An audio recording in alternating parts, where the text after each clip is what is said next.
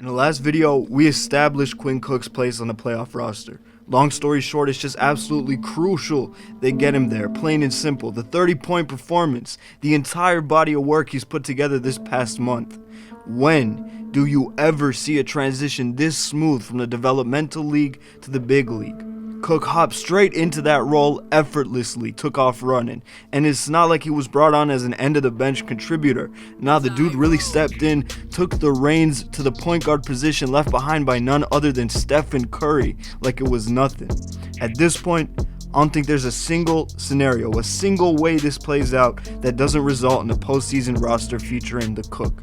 You got the chef, and then you got the sous chef. That's what I'm calling Quinn from now on. Maybe someone else said it already, but it's just got a nice ring to it, pun intended. So I hopped onto Hardwood Amino to see your take on who Golden State should drop from the team in order to make space for the sous chef. Oh, was Hardwood Amino? Oh, I'm glad you asked, because they're the sponsor for today's video, so I was about to tell you either way. Hardwood Amino is the fastest growing basketball community in the world, featuring almost 75,000 members with more joining in by the day. Get updates on the latest news from around the league, read professional level articles about your favorite teams and players, hop into a public chat room about whatever issue interests you. You in a friendly mood? Just discuss it. You in a more hostile mood? Then debate. Take quizzes, vote in polls, or create your own quizzes. Create your own polls, like I did with Quinn Cook. Start your own chat room, write your own article, do a good enough job, find an interesting, unique topic, and you might just be featured on the front page. It's available for both iOS and Android, so download it, try it for yourself. If you like it, why not follow me on there? Catch the next poll, maybe help decide my next video. Just search Clay Allen and you'll find me. And while we're on this, y'all have been crazy supportive on Amino, but we need to fix these follow ratios on Instagram and Twitter. What is this, 30K on YouTube, 100,000 views a video, and just a couple hundred followers on these other social media? Listen, I know there's a lot of supporters of the channel. I see you and I appreciate you. But if you really want to show your support, make sure you follow me on Instagram and Twitter as well. Alright then, roll the intro.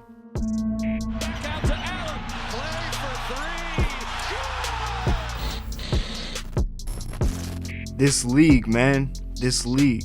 1 minute you got something explicitly set in stone, the next it's all reversed. See, a couple months ago, I told y'all that one man had dethroned KD for the disgraceful title of the most hated player in the league. The resentment this player faced went way above and beyond the usual standards. There were great amounts of hostility coming from fans of his own team.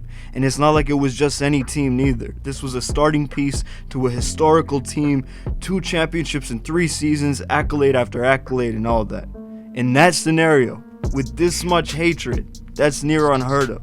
So I went on to try and paint him in a brighter light. Not in terms of the whole dirty player image he'd built for himself, but purely in the sense of his value as a basketball player. Why he deserved that spot that he had. Shortly thereafter, he lost that spot. Now JaVale's been the go-to option at the 5. Zaza on the other hand, and yes, I've been talking about Zaza if that isn't clear yet, his role's gotten smaller and smaller, still shrinking now. And if you watch that video, all the praise, all the advocation, you've probably been thinking I'm very much opposed to this approach, but that ain't the case, not at all. And even still, though it may sound contradictory, I still stand by everything I said there, 100%. See, I take my time when I sit down to write these scripts, and I choose my words carefully, because I know there's 1,000 people on every video just waiting to pick apart my message, twist it, reconstruct it, and misrepresent that message. Something I learned early on in this game. So what I said, and what I stand by, is that Zaza is the most consistent, most reliable, true center on the Golden State Warriors roster. Zaza really has been the most consistent, most reliable option at the 5. Does that in itself mean he's the answer? Not at all, and I think what had happened with him being pushed out of the starting lineup first, and then ultimately further and further out of the rotation as a whole, it's a couple reasons for that. First off, when you compare Zaza and D West's roles on the team, at the core, they're almost exactly the same. Interior physicality, banging with opposing forces inside, strong, powerful screens, playmaking out the high post, high basketball IQ to understand and execute the Warriors' offensive sets. These are essentially the traits Golden State relied on Bogut and David Lee for, especially on the offensive end. That's another point I touched on in that Zaza breakdown. It really is key to his value to this team. But I mean, if you look at it one for one, David West really owns Zaza in just about every category. He's the better playmaker. He's a smarter player. The intimidation factor, he takes that too. And let me tell you, it's not a close margin. Zaza has become more of just a nuisance to opposing players. But David West, everybody in this league knows you don't with this dude. You just don't. This ain't even just the players either. This man's even got the refs shook. I can't tell you how many times I witnessed this dude put his hands on a ref, push him out the way with force like it's nothing, and walk away from it absolutely unscathed, no ejection, not even a damn tech. There are very few left in the league as respected, as feared as that dude. So what is it then? Why hasn't he cracked the starting lineup thus far? I mean, you look at his competition, it's pretty limited. It's simple, man. He's been in the league damn near 20 years. I mean, the dude is straight old by all league standards. And the organization knows how important his presence is deeper into the postseason. And they manage his minutes well, perhaps even too well. So you can't forget that David West had 1 foot out the door to retirement last offseason. They definitely didn't expect him to hold up as well as he has. I don't think anyone did. So they came into the season with the same methodology. And West's resiliency must have really shocked them. Somehow, looking younger now at 47 than he did last year. I mean, you look at his numbers, he hasn't gotten any more than 1 extra minute of playing time, yet he's nearly doubled his scoring. Efficiency's gone up, and marginal improvements all the way across the board in other areas. But again, it's not like he's gotten a larger role. He's just doing more. Forget the stats. You watch him play both seasons, it's easy to see. He's progressed from more of just a leadership role to a serious contributor. So you look at that, you look at the level Looney's been playing at as of late, you look at Bell in his first season doing hard and vet things, you look at JaVale early in the season, it seemed as if defenses had solved that pick and roll lob play the Warriors constantly went to with Steph, Draymond, and JaVale, but the Warriors adjusted accordingly, and now you got him contributing the same rare dynamic, different means to the same end. You look at all that, tell me, at this point, where Zaza even fits. The special part about that group of bigs is that each bring their own unique game. Apart from Bell's abilities overlapping with McGee's in a couple small areas, they're all exceptionally distinct.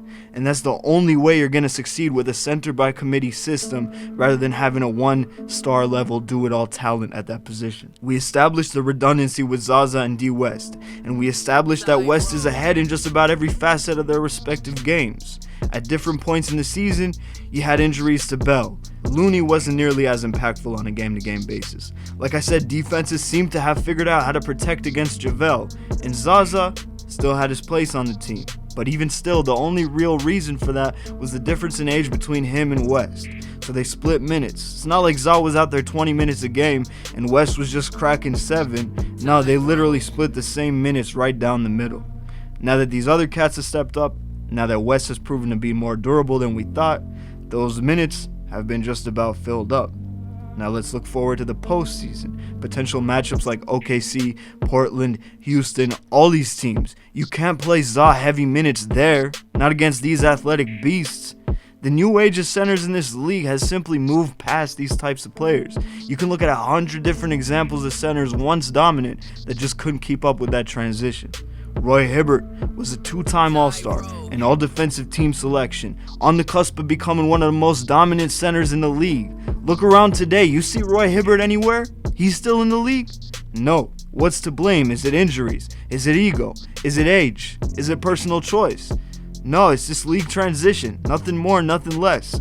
On top of that, the regular season and the playoffs are 2 entirely different beasts. We know this. You see teams with a lack of star power dominate the regular season, then hit the playoffs and make absolutely no noise.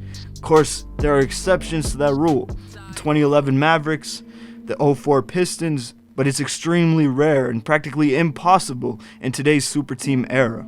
It's not just star power. The playoffs are a whole different breed altogether. The Warriors will undoubtedly go small every chance they get. It'll be Iguodala, it'll be Nick Young, Livingston, the Draymond Bell pairing. When they want an athletic center, they'll throw JaVale out there. When they want to go traditional, the best bet is D West. They want to switch things up, the usual guys aren't getting the job done, you might see some of Kevon Looney for that spark of energy and hustle on the boards. You see where I'm going with this. I truly believe Zaza is the odd one out this postseason.